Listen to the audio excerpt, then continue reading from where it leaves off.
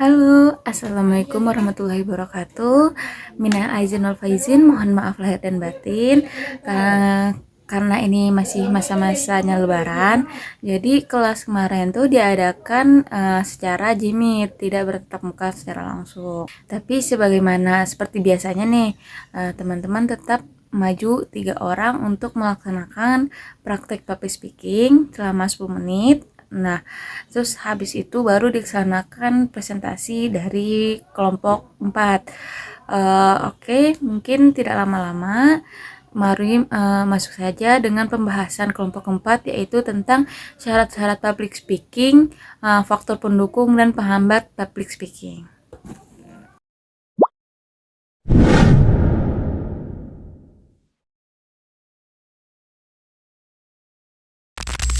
Untuk menjadi public speaking yang baik dan benar, itu tuh kita harus melatih kemampuan public speaking kita ini dengan berbagai cara, seperti percaya diri. Percaya diri adalah nomor satu untuk bisa menjadi public speaking yang baik gitu. Terus kedua, spontan.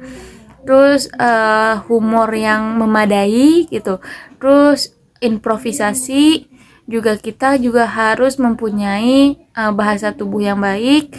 Terus dan terakhir itu menikmati pembicaraan, supaya obrolan yang kita bawa itu berjalan sesuai arahnya gitu. Apa aja sih faktor pendukung dalam melakukan public speaking ini nih? Nah, dari penjelasan teman-teman kemarin itu ada 4 faktor pendukung yang dimana ini bisa mencapai keberhasilan dalam public speaking, yaitu pertama, kejujuran. Nah, kita harus menyampaikan pesan itu secara jujur kepada audiens gitu. Terus kedua, yang sikap yang benar. Jangan kayak kita di tempat yang formal tapi kita tuh kayak sembrono gitu loh, atau kayak sikap yang tidak sopan begitu. Nah, terus yang ketiga itu minat terhadap orang lain. Dan keempat itu keterbukaan terhadap diri sendiri. Itu faktor-faktor yang bisa mendukung keberhasilan dalam public speaking. Nah, tadi kan juga udah dibahas tentang faktor pendukung. Sekarang ini faktor penghambatnya, yang dimana tidak semua orang mahir dalam berbicara di depan umum. Namun, keterampilan ini dapat dimiliki oleh seseorang dengan proses belajar dan latihan dengan berkesinambungan, dan juga secara sistematis.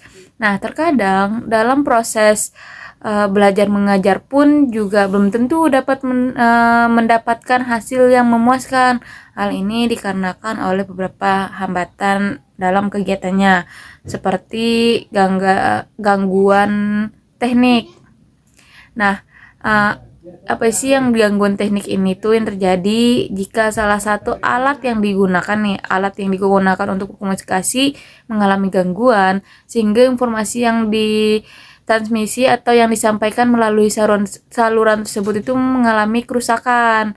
Contohnya seperti gangguan pada alat yang digunakan untuk berbicara, yaitu mikrofon. Kedua, gangguan semantik. Nah, gangguan semantik ini ialah gangguan yang disebabkan karena kesalahan pada bahasa yang digunakan.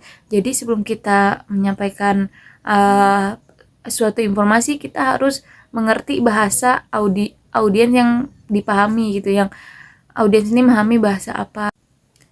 Nah, apa aja sih kesulitan dalam berbicara itu gitu kan? Nah, di sini tuh kemarin pemateri menjelaskan ada dari dua faktor nih, yaitu faktor internal dan faktor eksternal. Nah, kalau faktor internal itu mungkinnya dari belum terbiasa di depan umum. Terus kedua, tidak menguasai materi. Terus ketiga, tidak mengenal lawan bicara. Terus keempat, kecemasan yang berlebihan. Nah, itu bisa menjadi kesulitan dalam berbicara dari faktor internal.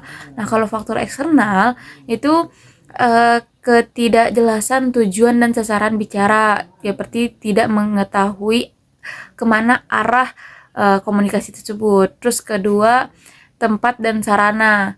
Terus ketiga, tata letak tempat duduk. Keempat, waktu. Dan kelima, bahan yang akan digunakan. Itu semua merupakan faktor eksternal dalam kesulitan dalam berbicara. Mungkin cukup sekian untuk video kali ini karena waktunya terbatas juga. Saya sudahi. Wassalamualaikum warahmatullahi wabarakatuh.